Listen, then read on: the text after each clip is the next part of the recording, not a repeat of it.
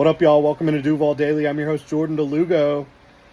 We are 7 days away from your Jacksonville Jaguars taking on the Miami Dolphins in Miami for the season opener. Obviously, a rough college football Saturday for Gator fans out there, including myself.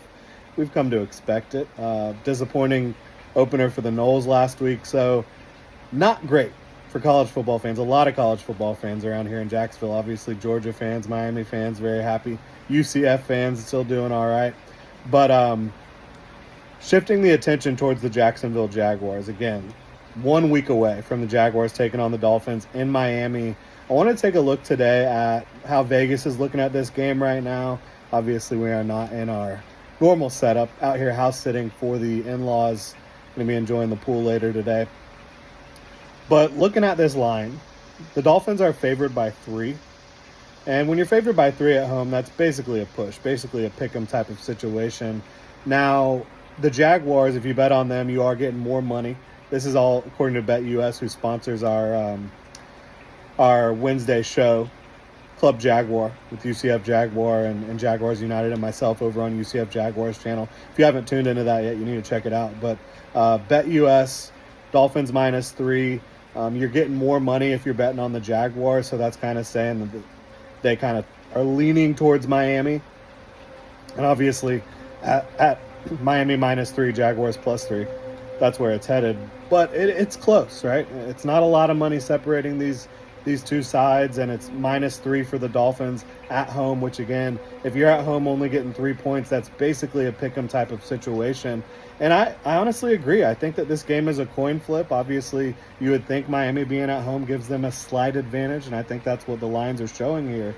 But both teams have new defensive coordinators. Both teams have a lot of pieces to get excited about on offense. The Dolphins, early on in the season, the last couple years, their offense has been basically unstoppable with all the speed that they have. They're able to establish a quick strike passing game with Tua Tagovailoa getting the ball out of his hands quickly to Tyreek Hill, to Jalen Waddle. Then you also look at what McDaniel's able to do with that running game, basically getting guys in space, getting blockers in front of them, and just making it really difficult for defenses to adjust to that. Obviously, the Dolphins have struggled a little bit later on in the season with some of the better defenses and better teams in the league. And the reason being, for the most part, has been looking at they've had some injury issues, certainly, but you also look at the fact that when teams get physical with their wide receivers at the line of scrimmage, when teams are able to make Tua pause for just a moment, that throws off the timing of the offense, and then teams also obviously have to be able to stop the run to an extent against the Dolphins. It's much easier said than done. There's no question about that. But Jaguars' new defensive coordinator, Ryan Nielsen, has done a great job in his young defensive coordinating career. Last year was his first full-time, gig in Atlanta as the DC, and he did a really good job on third down. He did a good job in the red zone. Reason being, he's able to introduce tendency breakers. He's able to show offenses different looks that kind of confuse them. And he did well as the co-defensive coordinator in New Orleans prior to that, which led to him getting the job in Atlanta and his performance in Atlanta last year with a defense that did have some star talent, but overall was lacking, I think, in terms of the completeness of that unit. He did a really good job. Again, third down and red zone, and that's because on those money plays, he does a great job with being able to introduce some new looks, introduce some things that you're not ready for as an offense. So I do think you obviously look at the Dolphins offense and say they have the advantage, but the Jaguars defense has a lot of talent. I think Ryan Nielsen will be able to get the most out of that talent.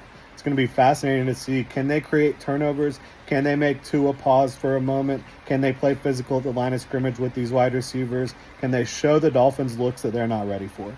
And can Josh Allen, Trayvon Walker, and Eric Armstead and the rest of that crew up front on defense, can they make it difficult for Tua? Can they collapse that pocket?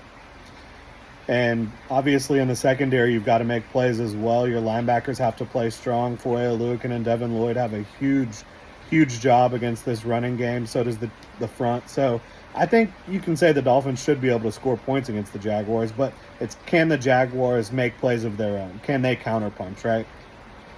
On the other side of the ball, I think you look at the Jaguars offense versus the Dolphins defense. The Dolphins also have a new defensive coordinator, right, coming over from the Baltimore Ravens. And so he's going to employ, in all likelihood, a varied defense, a defense that will send some heat at times. It's interesting for the Dolphins because obviously no Bradley Chubb. You're missing Christian Wilkins, who left in the offseason to go to the Raiders and get that bag. So you're missing some key pieces up front. I think a lot of folks around the league will kind of look at that, and that would be the major question about the Dolphins. They brought in Jordan Brooks, who I think can execute in a Baltimore Ravens-style defense. David Long is a very good linebacker. You look at the secondary, it looks pretty strong. Obviously, Jalen Ramsey there, and can't forget Calais Campbell playing up front for the Dolphins this year. So you're going to get two of the key members of that Jacksonville 2017 AFC title run, Jalen Ramsey and Calais Campbell here. But I think that the Dolphins secondary is very impressive overall. They've got good quality pieces throughout. They've got Jalen Ramsey. They've got Javon Holland, who's a very good young safety in this league. Jordan Poyer comes over and has a lot of experience. Fuller has a lot of experience. They've got a strong nickel as well. So I think both defenses do have pieces to be able to keep up with the offenses to an extent. It's going to be a lot about these game planning. And week one is such a weird week in the NFL. Strange things can happen. I think both of these teams are going to be competitive throughout the season. I have them both making the playoffs. But it can be a weird week. We've seen it before. Absolutely. So anything can happen, really. But I do think this is going to be a closely contested ball game. I think the Jaguars defense with Ryan Nielsen, with Josh Hines Allen, I should say, all the talent throughout. Like, they have just talented players at every single spot. The Jaguars do. And I think the Dolphins mostly do as well. But again, Christian Wilkins exits. Bradley Chubb's still not healthy. Jalen Phillips just getting back from injury, which shows Eric Armstead for the Jaguars. One thing I think, again, I think that folks are going to question the Dolphins' defensive front. I think it's strong against the run. Zach Sealer, Calais Campbell, Agba, Jalen Phillips, again, for the Dolphins, for their sake, hopefully he is ready to go and fully healthy. Obviously, the Jaguars are hoping he's still kind of getting his sea legs under him. But I think that from a pass rush perspective, Chop Robinson is a great fit with Miami. I think he's a great fit with the style of defense they're going to run, and I think that they're going to be able to weaponize him. Anthony Weaver should be able to weaponize him. And I said this, I think it was to Hacker a couple weeks ago on the sideline. I think Chop Robinson's going to get Cam once at least on that defensive right side, offensive left side. He's the type of player Cam's kind of struggled with at times, that unbelievable athlete who can really threaten the edge and then rip back inside, get across the face of the tackle. I think Chop Robinson's going to get himself a sack in week one against Cam Robinson. I was a big fan of Chop in the draft. I thought it was a great value pick for the Dolphins where they got him.